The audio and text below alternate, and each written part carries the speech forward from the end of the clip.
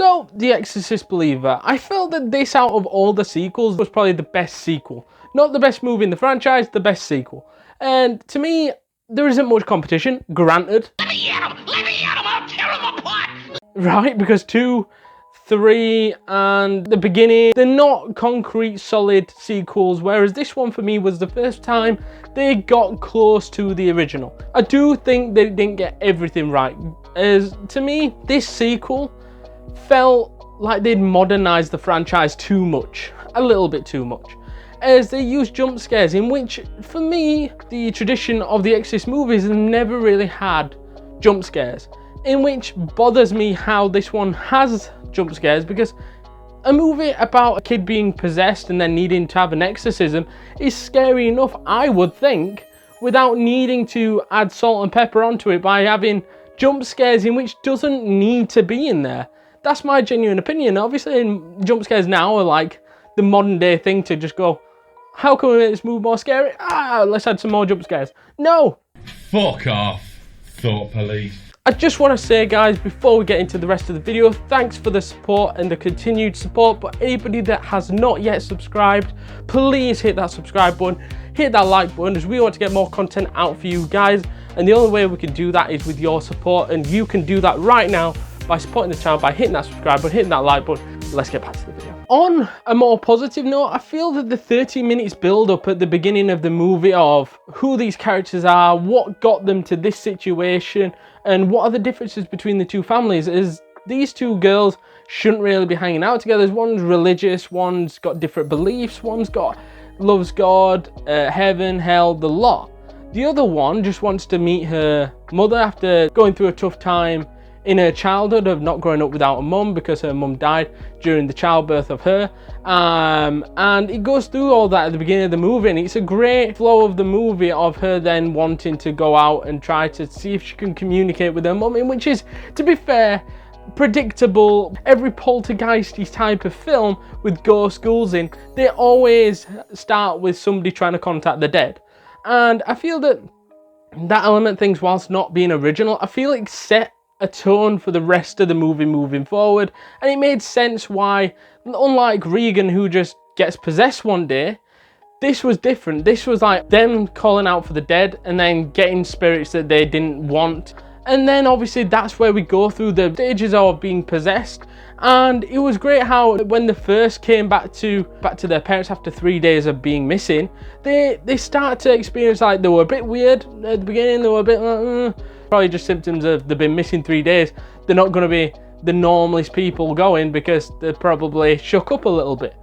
But then after that, you're starting to see the cracks beginning to show of them being possessed, the smell, the cracking up of the skin, the toenails going mangy, their skin looking rotten, and all these things was like the stereotypical possessed child like we see in The Exorcist 1. Also, I think this movie defined what horror movies are meant to be, and aside from the jump scares, in which is like the modern version of horror movies, I feel it had the gore, it had the blood, it had everything that you wanted from a horror movie in general, not just a modern horror, but in general. As to me, what I wanted to see was maybe a bit of that blood, and what we saw in the first movie of her projectile vomiting, we saw that with blood and gore and everything. We saw a bloodbath. We saw Chris McNeil getting her eyes taken out really by the Jesus cross, and it was just sort of like, whoa, this has taken up the notch of horror and gore and everything to a different level, in which people might say, why, it was too graphic and whatever, but to me that is what a horror movie should be.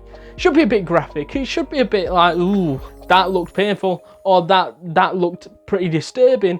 That's what the Exorcist movies for me should be, a bit disturbing. It shouldn't be something that you should be pleasantly sat there watching, having a cup of tea, dipping your biscuits in with. It should be one of those where you're hooked in and you're feeling the sort of emotions coming through, feeling for the characters that they're trying to exercise and things like that. And I feel that they grabbed that by the scruff of the neck and actually showed that to us, in which many horror movies in recent times haven't managed to do. On the actual exorcism, I felt that they didn't quite get it right.